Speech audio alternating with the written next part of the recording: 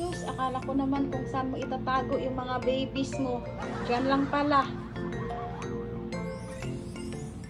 Akala mo siguro may malalayasan ka na iba mo. Dito lang sa loob ng bahay umiikot mundo mo, day. Pahinga na kayo, nagpa-aircon ng moma. Para maramigan kayo. A few moments later. Yan na, dyan niya pala tinatago. Huwag mo lang puntahan, anak. Kasi madamot yan. Tinatago niya dyan. Hayaan mo na. So tinanggal na ni Papa ko. So si Apa na lang yung nag-adjust. Tinanggal niya yung box. Ang damot mo naman, Day! Oh, wala nang gagalaw yung baby mo. Madamot ikaw eh. So, iyan mga kamoma, yung mga kuting, inilipat na niya sa tabi ni Apa. Sumami sipre kay Apa. Sipre, huwag mo yung pagdamit ng mga babies mo. Oh, tingnan mo siya. 4 po yan sila. Kaya gusto niyo talaga na mapalapit din sila kay Apa. Oo, instead na nilabas sila ni Apa, ang ending binalik niya tapos pinalapit niya pa talaga kay Apa. Nasa drawer yan sila. So, nilipat ko na lang yung box nila.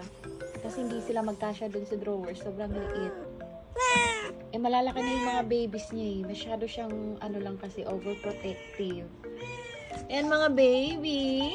Nahanap kayo ng mga followers niyo. Oo. Hinahanap ng mga followers nila ang baby kuting. Ayan, malalaki na sila.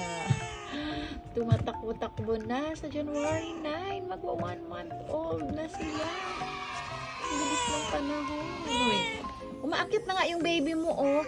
Pinagdadamot mo pa, tinatago mo. Buti sana kung matago mo yung mga yan. Tingnan mo, oh, lumilitaw na sila. Kita mo yan? Cute na mga eyes nila. Gusto na rin nila magpakita sa social media.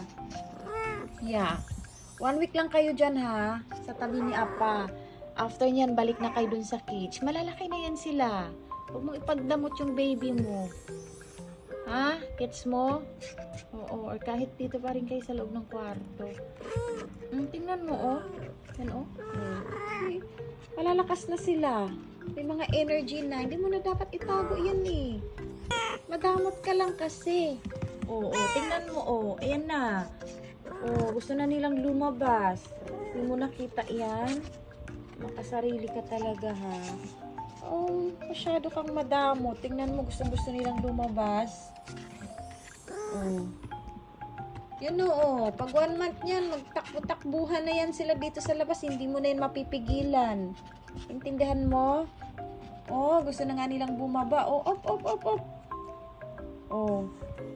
Kita nyo yan? Kaya ang ending, tinabi kay Apa. Yan, 4 po yan sila. Hello! Good morning! Tingnan mo. Gets mo?